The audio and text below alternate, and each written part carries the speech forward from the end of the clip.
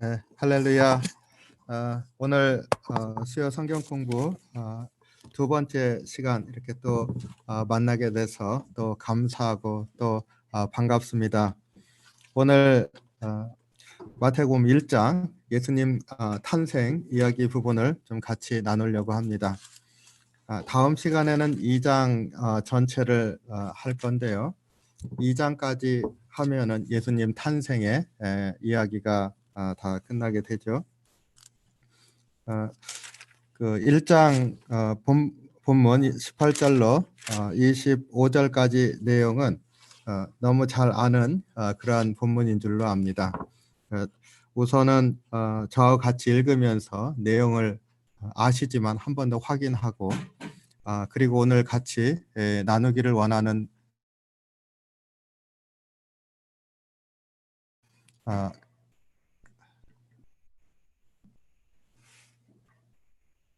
제가 스크린 쉐어를 할 수 없게 돼 있네요. 네. 제가 오늘 같이 본문을 저와 같이 읽으면서 그 뜻을 하나씩 좀 살펴보고요. 뭐 한글 이거 오랫동안 많이 생각해 오신 거니까 뜻이 특별히 뭐 다를 게 없죠. 그 어려울 것도 없는 그러한 본문입니다. 하지만 함께 저하고 좀 읽어보고 그리고 나서 이제 세 가지 특징을 좀 같이 좀 나누려고 합니다. 우선 성경책을 보셔야 됩니다. 18절에 보면 예수 그리스도의 나심은 이러하니라. 그의 어머니 마리아가 요셉과 약혼하고 동거하기 전에 성령으로 잉태된 것이 나타났더니 해서 맨 처음 시작이 벌써 눈에 띕니다. 예수 그리스도의 나심은 이러하니라 이렇게 얘기를 했습니다. 우리가 족보의 맨 마지막 그 17절이 썸머리죠. 그래서 14대 14대 14대 해가지고 그리스도까지 연례되더라 이렇게 17절에서 끝났습니다. 그리고 족보 자체는 16절에서 끝났죠. 누가 누굴 넣고 누가 누굴 낳고 했을 때 그 맨 마지막이 야곱은 마리아의 남편 요셉을 낳았으니 마리아에게서 그리스도라 칭하는 예수가 나시니라 했습니다. 맨 마지막에 그리스도라 칭하는 예수가 나시니라. 예수님 그 예언에 메시아가 오신다 이렇게 되어 있고 그것도 한 아기가 태어난다라고 이렇게 되어 있고 그런데 그 모든 것들이 구체적으로 이제 다 성취가 되었기 때문에 예수 그리스도라 칭하는 예수가 아니라 태어난 부분은 예언에는 그리스도가 오시는 거죠. 메시아가 오시는 겁니다. 그 약속의 그 인자가 오시는 거죠. 그러니까 그리스도가 오시는 것이 예언에 의해서 구약에 의해서 알려져 있습니다. 그러니까 그리스도가 맨 마지막에 그리스도의 족보니까 그리스도가 나셨다라고 말해야 되는 거지 않습니까? 근데 그 그리스도의 이름이 육신을 입고 오신 그분의 이름이 예수라 할 것이다 라고 이제 앞으로 얘기를 할 거죠. 그러니까 마리아에게서 그리스도라 칭하는 예수가 나시니라. 예수라고 하는 이름은 육신을 입고 있는 사람의 이름입니다. 그러니까 마리아에게서 예수가 나시니라.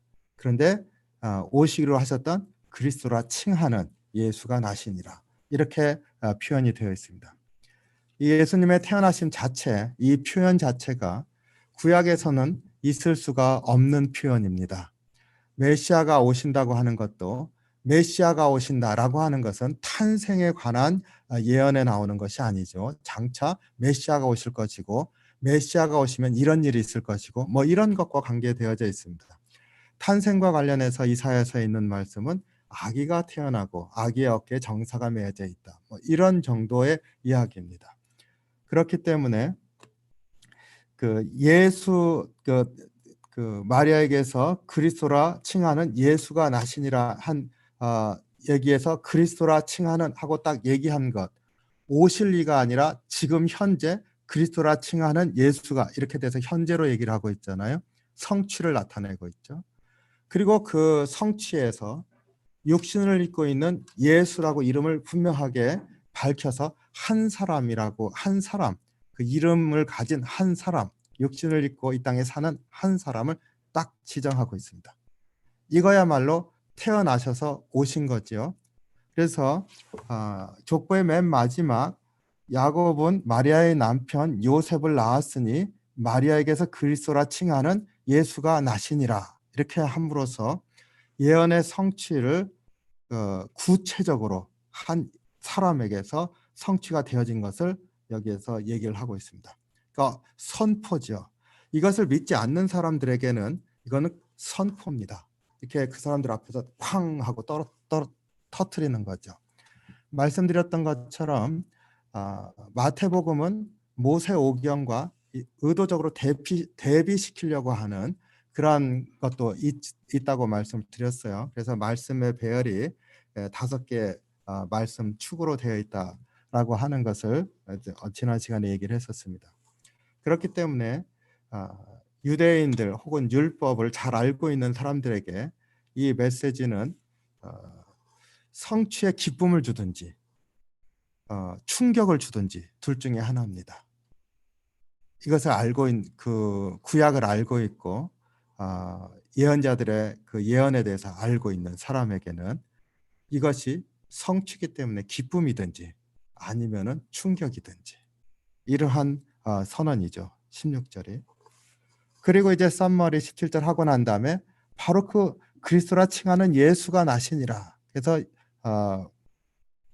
그 그리스도라 칭하는 예수라고 하는 그 예수가 태어났어요. 근데 그리스도라 칭하는 사람입니다. 그것을 이제 18절에서 탄생 이야기를 얘기를 하면서 예수 그리스도의 나심은 하고 얘기를 하고 있어요. 이 뉘앙스를 아시겠어요? 예수 그리스도의 나심은 이러하니라 하고 얘기를 하고 있는 겁니다. 그런데 이 얘기는 굉장히 강한 얘기죠. 굉장히 스트롱한 얘기입니다. 메시아가 오신데, 메시아가 누군데 예수라고 하는 사람이래, 뭐 이런 얘기가 아닙니다. 예수 그리스도의 나심은 이러하니랍니다.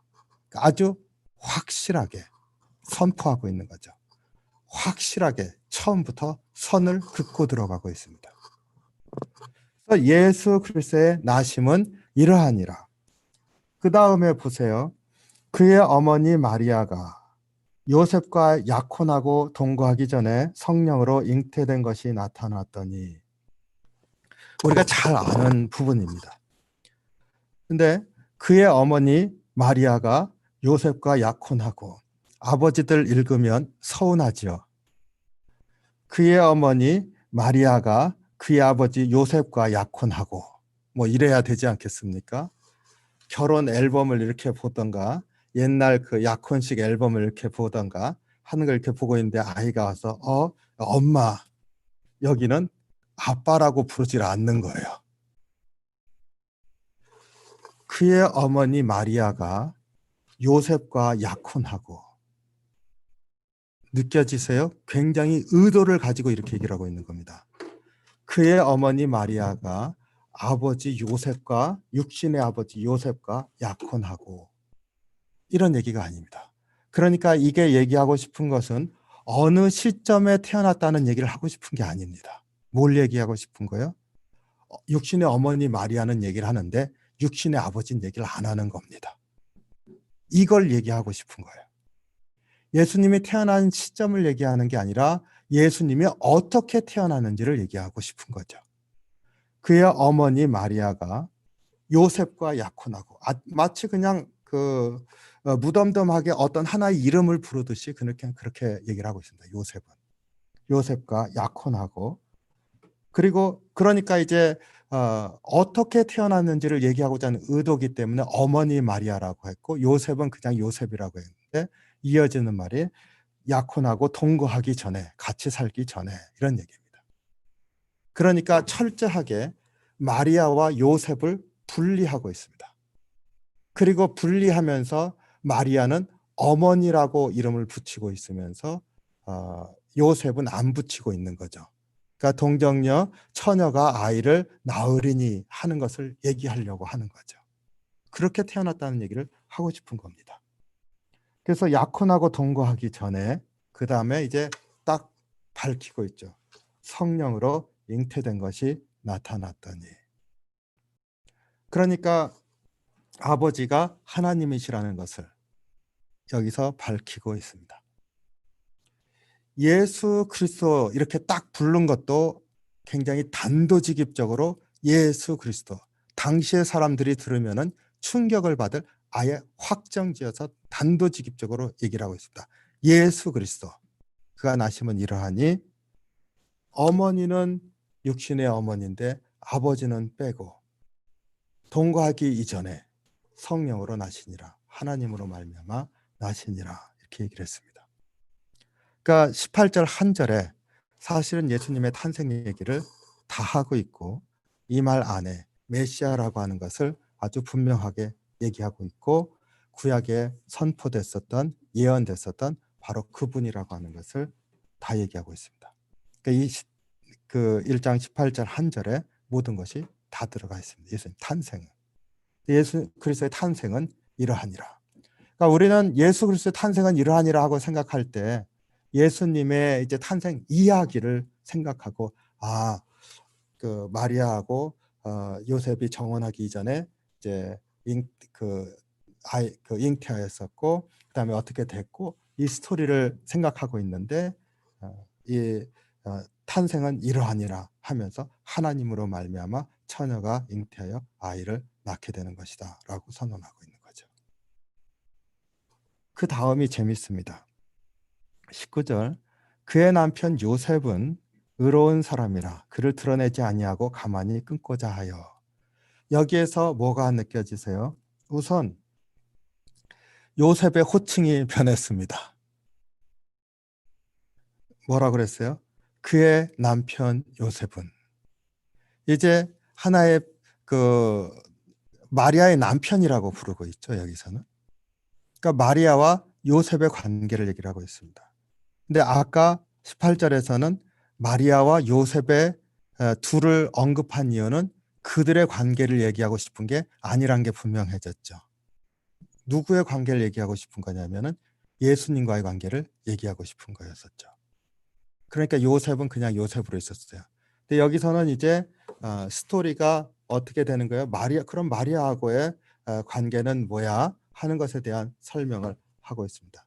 그러니까 그의 남편 요셉은 이라고 분명하게 얘기를 하고 있습니다. 그리고 이것은 굉장히 중요한 말입니다. 왜냐하면은 이 말 안에 컨플릭이 있어요. 그의 남편 요셉은 하고 마리아와 요셉은 부부라고 하는 사실을 밝히고 있습니다. 그런데 여기 안에서 의로운 사람이라 요셉이 어떤 사람이에요? 의로운 사람이에요. 의로운 사람이라고 하는 것은 어디에서 쓸 수 있는 말인가요? 사회에서 저 사람은 정의로운 사람이야 라고 하는 말을 하고 있는 게 아니죠. 여기에서 그는 의로운 사람이라 하면은 이 의로운 사람이란 말을 밝히는 것은 율법을 철저하게 지키는 사람이라는 거죠. 그래서 율법에 따라서 살아가는데 그것을 아주 엄격하게 지키는 사람이었다는 것을 알 수가 있습니다. 그리고 잘 아시는 것처럼 마리아는 제사장 가문이죠. 그거 어떻게 알 수 있어요? 뭐 커즌 아닙니까? 엘리자베스 그 샤가라 그 집안이 그 제사장이잖아요. 그죠? 그러면은 마리아는 엄마 쪽은 제사장 가문인 겁니다. 요셉은 다윗의 혈통이라고 그랬으니까 그 다윗 혈통 왕족의 그것이 되죠. 어쨌든 그건 다음이 아니라 이거는 누가복음이군요. 자, 그래서 남편이라고 하는 것을 밝히면서 동시에 요셉은 의로운 사람이라고 하는 것을 얘기를 함으로써 율법에 철저한 사람이라고 하는 것. 그래서 율법이 등장을 하게 됩니다. 그래서 율법대로 하면은 정혼하고 결혼하기 이전에 아이를 요셉의 아이가 아니라고 밝혔기 때문에 요셉의 아이가 아닌 아이를 잉태하고 있다고 하는 것은 간음한 것이고 이것은 돌로 쳐서 죽일 수 있는 그러한 중죄지 않습니까? 그 예수님 앞에 간음한 여인이 붙잡혀 왔을 때 율법대로 하면 돌로 쳐서 죽일 수 있는 거니까 묻잖아요. 예수님께서 죄 없는 사람이 그럼 돌을 쳐라 이렇게 얘기하지 않습니까? 그러니까 예수님도 돌로 친다는 사실이 율법에 있다는 사실은 인정을 하셨잖아요. 다만 죄 없는 사람이 돌을 쳐라. 왜냐하면 의로운 사람이 죄인을 정죄하는 것이니까요. 그러니까 다들 돌을 놓고 물러난 거 아닙니까? 그러니까 의로운 사람이기 때문에 율법을 철저하게 지키는 사람이기 때문에 가만히 끊고자 하여 파혼하려고 했던 거죠. 다만 요셉의 성품을 알 수가 있죠. 그냥 밝혀서 율법대로 무언가를 집행하면 마리아가 죽게 되니까 요셉이 마리아를 사랑하고 있다고 하는 것을 보여주는 것이든지 아니면 요셉의 성품을 보여주는 것이겠죠. 그래서 온유한 사람인 것을 알 수가 있습니다. 조용히 끊고자 해요. 아무도 모르게 그냥 관계를 정리하면 그러면은 마리아도 그 간음한 여인이라고 하는 제목으로 죽지 않을 테니까요. 해서 조용히 끊고자 해요. 그런데 뭐라고 불렀어요? 남편을? 아니요, 남편이 아니라 요셉을 남편이라고 불렀습니다. 그러니까 이 문장 안에 서로 말이 안 되는 두 가지가 이렇게 같이 있습니다. 남편이라고 불렀는데 조용히 끊고자 하여 이렇게 한 것은 그 원래 남편이라고 하면은 그 뭐죠? 그 남편이라고 하는 사실을 이제 그 인정하고 살아간다면 조용히 끊고자 하여 이런 말이 성립이 안 되죠. 파혼하는 게 성립이 안 되죠. 그러니까 여기에서 살짝 갈등이 있습니다. 그런데 그게 의도적인 거겠죠. 무엇인가를 얘기하고 싶은 거겠죠. 요셉의 성품과 요셉의 그러한 율법에 철저한 사람임에도 불구하고 마리아를 아내로 받아들였고 처음부터 아내로 받아들이는 것에 의심이 없이 그대로 나중에 받아들이지 않습니까? 그 사실을 서두부터 밝히고 있습니다. 그래서 마리아가 요셉과 그 부부이고 다만 예수님만 그 하나님에 의해서 성령에 의해서 잉태하게 되었다고 하는 사실을 구별해서 얘기를 하고 있습니다. 아주 철저하게 패밀리 홀리 패밀리 예수님의 가정 거기 정혼한 마리아로부터 시작했었던 그 가정은 그대로 지켜지면서 예수님만 하나님이 잉태하게 하셨다라고 하는 사실을 얘기하고 있습니다. 그리고 기억해 둘 것은 남편 요셉은 의로운 사람이다. 율법의 사람이다. 아주 철저하게 율법을 지키는 하나님 백성으로서 신실한 사람이었다라고 하는 것이죠. 그리고 이것은 굉장히 중요합니다. 왜 그러냐면 마태복음이 얘기하고자 하는 바는 그 서두에 모세 율법이 아니라 예수님의 말씀이다. 말씀 5개 기둥이 된다고 그랬죠. 그래서 모세 율법을 토라를 대체하는 복음을 얘기하는 거라고 그랬는데 바로 그 토라를 대체하는 복음의 모습이 이 요셉에게서 나타납니다. 그건 이제 지금 이 구절과 뒤에 부분을 합치면 돼요. 그럼 넘어가겠습니다. 이 일을 생각할 때, 그러니까 조용히 파혼하고자 하는 생각을 할 때 주의 사자가 현몽하여 이르되 다윗의 자손 요셉아 내 아내 마리아 데려오기를 무서워하지 말라. 그에게 잉태된 자는 성령으로 된 것이라. 이제 천사가 꿈에 나타났습니다. 그리고 요셉에게 아이가 잉태된 것은 성령으로 된 것이니까 이제 데려오기를 무서워하지 말라 이렇게 얘기를 했는데 여기서 생각할 것이 우선 천사가 꿈에 요셉에게 나타났다는 겁니다. 천사가 요셉에게 나타났어요. 누가복음에서는 천사가 마리아에게 나타났습니다. 당연히 둘 다 나타났겠죠. 하나는 스테고질, 한쪽은 이제 마리아를 데려오는 것을 주저하지 말라고 가르쳐 주기 위해서 나타나는 거죠. 하지만 스토리의 전개가 누가복음은 마리아를 중심으로 전개가 되는데 마태복음은 누구를 중심으로요?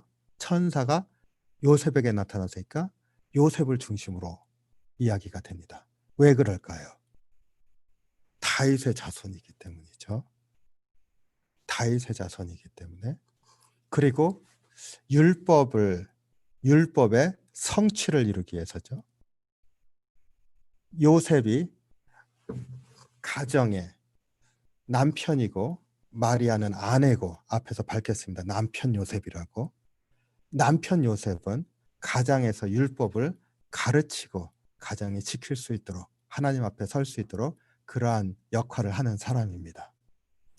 그렇기 때문에 우선 다윗의 혈통이라는 사실 하나와 그 다음에 율법을 지켜서 가정의 그 말씀이 지켜질 수 있도록 가르치고 선포하는 그러한 역할, 통로가 되어지는 역할을 하는 사람입니다. 그렇기 때문에 이것이 말씀의 성취다, 구약의 예언의 성취다, 말씀이 성취되어지고 수행되어지는 것을 가르치는 사람이 남편, 아버지이기 때문에 요셉이 천사의 메시지를 받게 됩니다. 물론 받은 내용은 서로 다른 거죠. 마리아는 아이를 가질 것이라는 내용을 받았고 요셉은 마리아를 데려오는 것을 주저하지 말라는 이야기를 받았습니다. 그리고 하는 이야기는 무슨 얘기예요? 마리아를 데려오기를 주저하지 말라. 이것은 무엇이라고요? 말씀의 성취니라 하고 얘기를 합니다. 그 다음 절이죠. 아들을 낳으리니 이름을 예수라 하라. 이는 그가 자기 백성을 그들에게 죄에서 구원할 자이심이라 하니라. 이 모든 일이 된 것은 주께서 선지자로 하신 말씀을 이루려 하심이니라.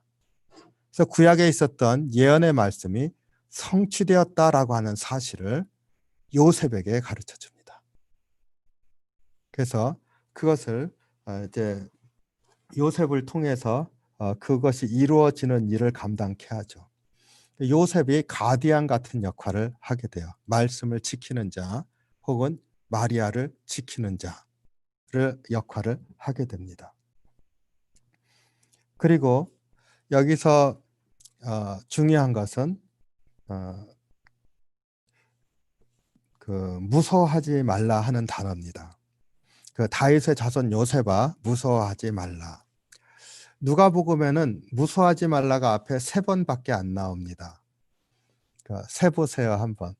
제가 하도 오래돼서 그 뒤편에 한번 또 나오기 때문에 합치면은 뭐 4번까지 되려나요? 그러나 앞에 스토리 전개상 예수님의 이렇게 공생의 기간에 혹은 그 이전에 수태고지 할 때 3번 그 앞부분에서 3번이 나옵니다. 3번 다 하나님의 메신저가 등장할 때 나타납니다. 신적인 존재가 사람 앞에 나타날 때 나타납니다. 그래서 사람이 신적인 존재를 대할 때 혹은 하나님의 메신저를 대할 때 느끼는 감정을 두려움으로 무서워하는 것으로 나타납니다. 그래서 마리아 데려오기를 무서워하지 말라 하는 이 무서워하는 것이 꺼리지 말라는 뜻만 있는 게 아닌 거죠. 마리아 데려오기를 꺼려하지 말라. 하나님께서 말씀을 이루시기 위해서 마리아에게 성령으로 잉태하게 하신 것이다. 이 얘기를 하는 게 아니죠. 꺼려하는 게 아니라 하나님의 메신저가 그 앞에 나타나서 말씀을 주면서 그것을 선포하는 그러한 복선이 깔려 있습니다. 그 다음에요.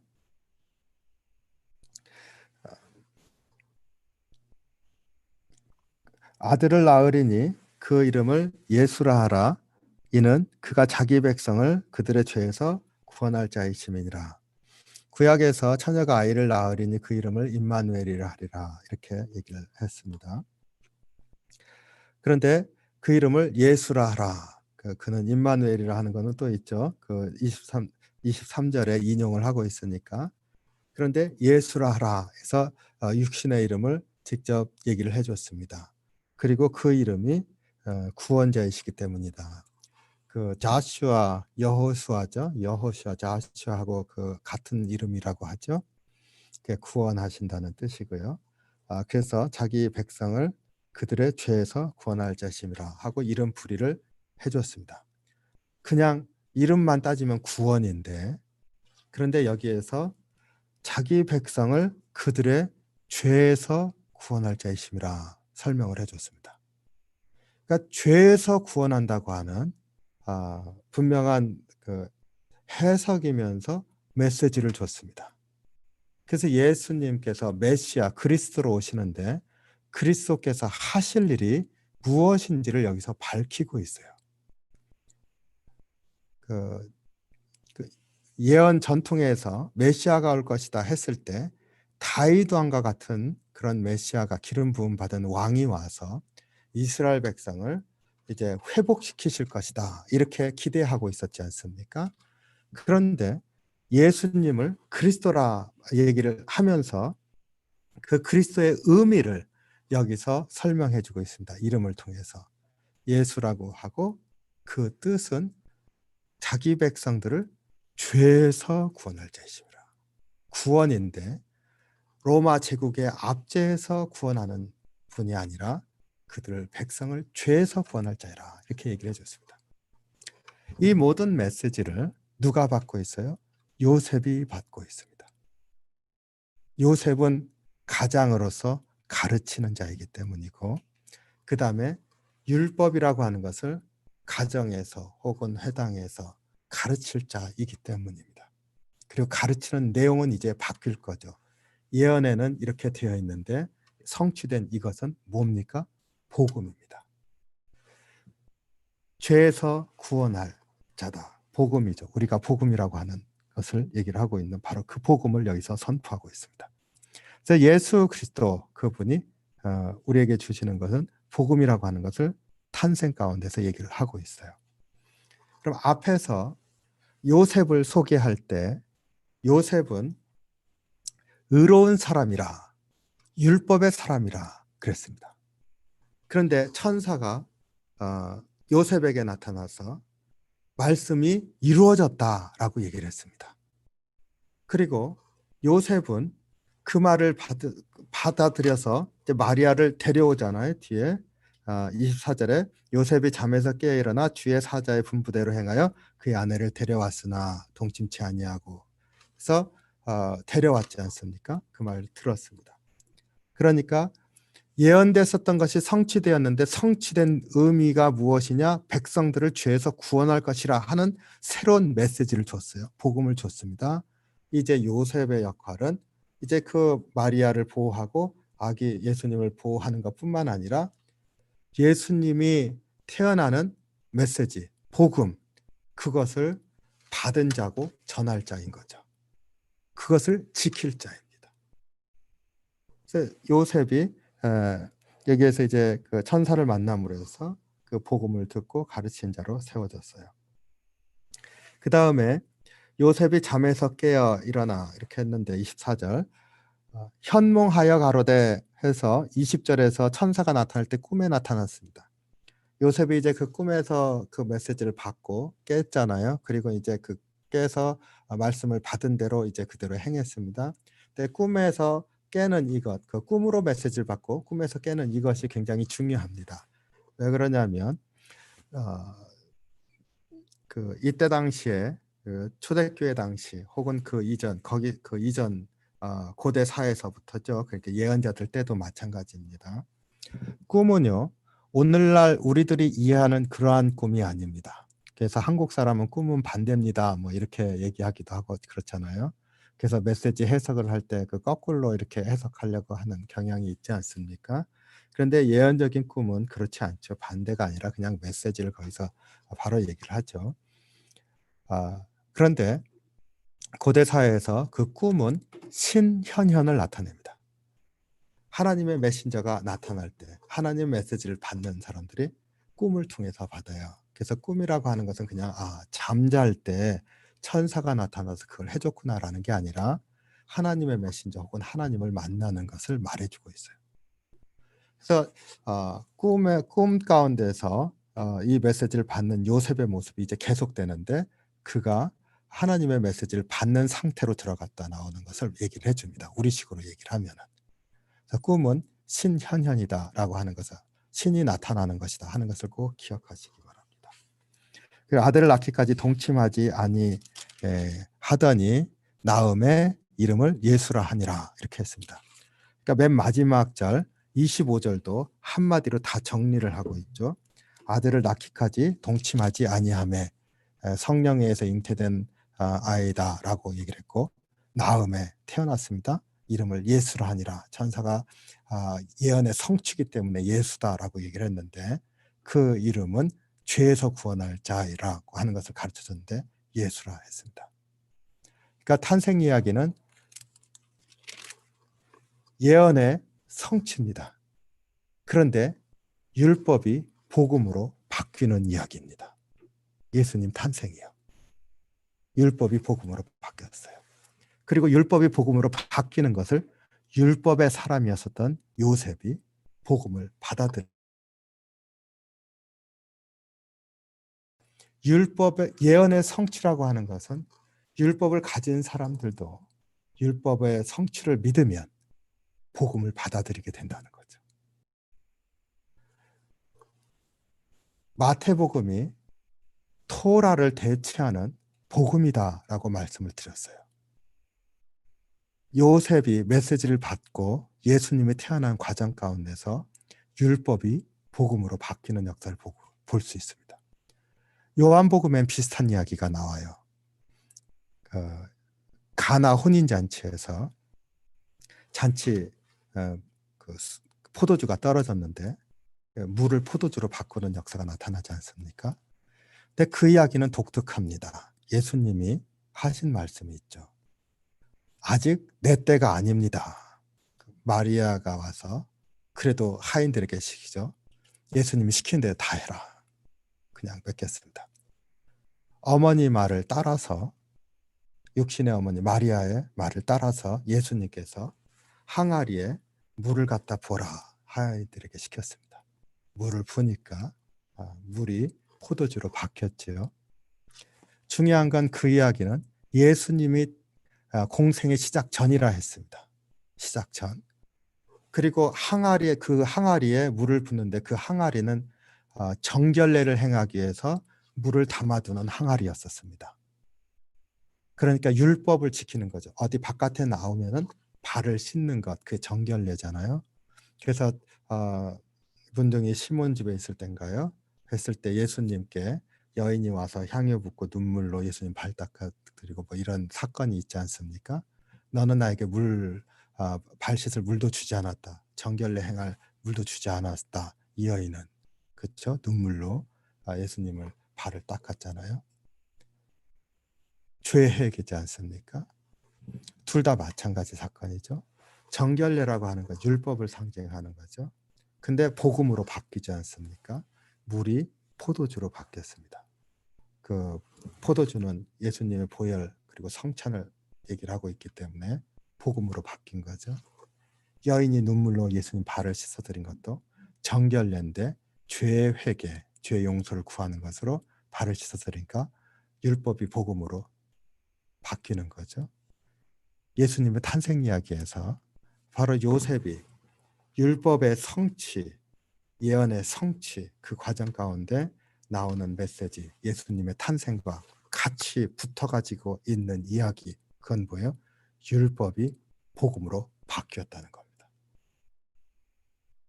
그리고 그 일이 예수님을 통해서 일어났다는 거죠. 그래서 제가 너무 조용해가지고 이해가 되시는지 안 되시는지 잘 모르겠어요. 제가 같이 읽는 이유는 제가 성경을 읽는 방식을 같이 나누고 싶어서 그러는 거니까. 이해가 되시면 한번 손 한번 이렇게 들죠. 이해가 되세요? 예, 되시는 줄로 믿습니다. 감사합니다. 자, 그러면 오늘 한 이야기를 정리하는 의미에서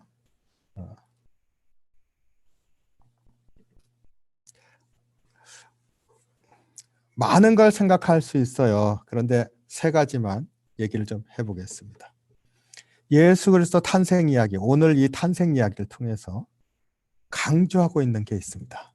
그게 무엇인지 제가 드린 말씀을 통해서 정리해 보시기 바랍니다. 예수님 탄생 이야기예요.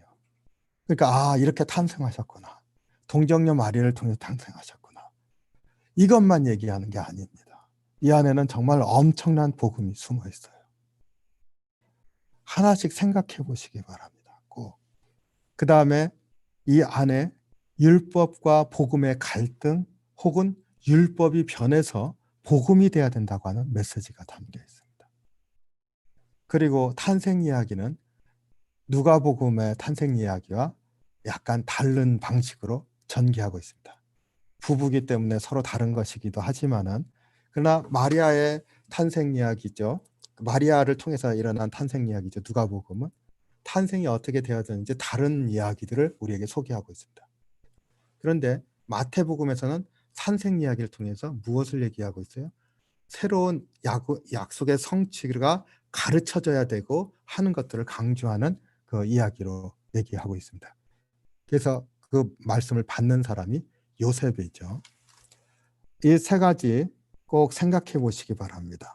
예수 그리스도의 탄생의 강조점이 무엇인지 자꾸 읽으시면서 이 안에서 무슨 이야기가 되고 있는지, 그리고 우리가 이것을 예수님 탄생 이야기구나 하고 넘어가는 게 아니라 메시지가 무엇인지를 묵상하시기 바랍니다. 그리고 차이점에서 발견하는 것 몇 가지가 있었습니다. 그것도 생각해 보시기 바랍니다.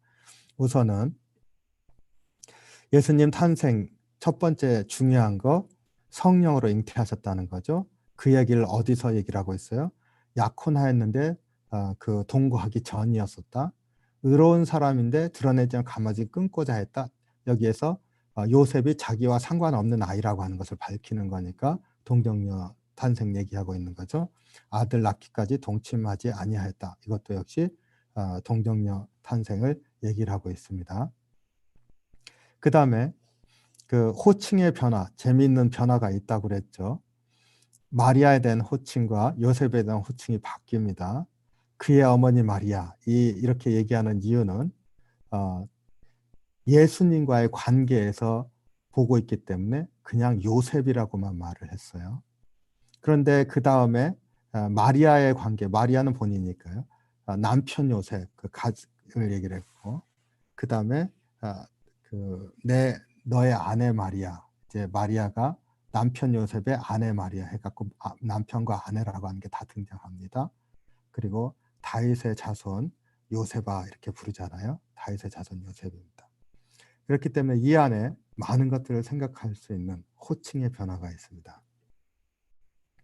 아까 말씀드렸듯이 율법은 율법대로 하면은 가늠한 여인이기 때문에 요셉이 가만히 끊고자 하다. 율법의 정죄함을 얘기를 해주고 있습니다. 그래서 율법의 특징이 앞으로 예수님 공생애가 나타난 특징과 같은 맥락에서 나오죠. 가만히 끊고자 하여. 율법은 계속 정죄하는 것으로 나오니까.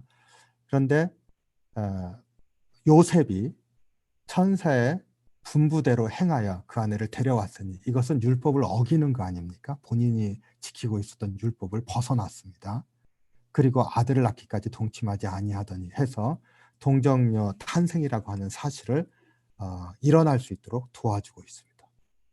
그러니까 복음을 받아들인 거죠. 이것이 복음이다 했었던 천사의 메시지를 받아들였습니다. 그러니까 요셉이 율법이었었던 그 상태에서 복음의 상태로 바뀌었을 뿐만 아니라 율법의 특징을 보여주고 복음의 특징을 보여주고 있습니다. 그래서 예수님 탄생이 복음과 같이 되어지고 있어요. 복음 내용만 보면은요, 이 안에 아들을 낳으리니 이게 복음이죠. 메시아가 태어나는 것에 대한 예언이었는데 이제 태어나는 것에 대해서 이제 태어나는 아이라고 하는 얘기를 지금 얘기를 해주고 있습니다. 그 다음에 또 복음은 그 이름을 예수라 하라. 그 자기 백성을 죄에서 구원할 자이심이라 얘기를 했습니다. 복음이죠. 그 다음에 그 모든 일이 된 것은 주께서 선지자하신 말씀을 이루려 하심이니 이게 복음이죠. 말씀의 성취 아닙니까? 약속하셨던 약속의 성취입니다. 복음의 내용이 여기에 다 있어요. 아까 말씀드렸던 누가복음과의 차이, 주요 등장인물이 요셉이고 여기 메시지 중심이 마리아로 되어 있고요. 매개체가 꿈입니다. 그리고 다음 주에 보게 될 텐데 꿈이 중요한 역할을 합니다. 그 꿈은 신현현이다 이렇게 알아두시면 되겠습니다.